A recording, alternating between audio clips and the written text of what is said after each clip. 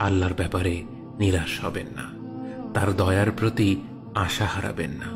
যখন কোনো বান্দার জন্য দুনিয়া সংকীর্ণ হয়ে আসে, বিশেষ করে যখন আপনাকে মানুষ পরিত্যাগ করে, এবং বিশেষ করে এমন কেউ যার উপর আপনি আস্থা রাখতেন কিন্তু সে আপনাকে নিরাশ করেছে, আপনি আল্লাহর পরে তার উপরই আশা রাখতেন অথচ সে আপনাকে লাঞ্ছিত করেছে, সেই সময় জেনে রাখবেন যে আল্লাহ চাচ্ছেন আপনি তার শরণাপন্ন হন।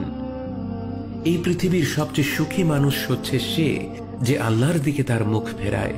এই পৃথিবীর সবচেয়ে সুখী মানুষ সে যে আল্লাহর কাছে তার হৃদয় সমর্পণ করে।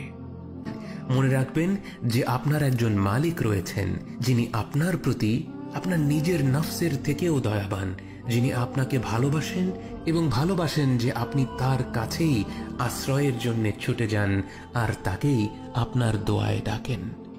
জেনে রাখবেন যে একমাত্র আল্লাহর প্রতি দৃঢ় বিশ্বাসী আপনার জীবনের সংকীর্ণতা দূর করে প্রাচুর্য এনে দিতে পারে, অন্ধকার দূর করে আবার আলোকিত করে দিতে পারে।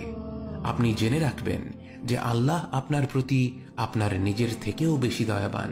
একমাত্র এই বিশ্বাসটাই আপনার সকল দুশ্চিন্তা ও বিষণ্ণতা মুছে দেবে। কে আছে এমন যে আল্লাহর দরজায় দাঁড়িয়েছে কিন্তু আল্লাহ তাকে তাড়িয়ে দিয়েছে? তিনি তো সবচাইতে উদার, মহা দয়ালু, মায়ার সাগর।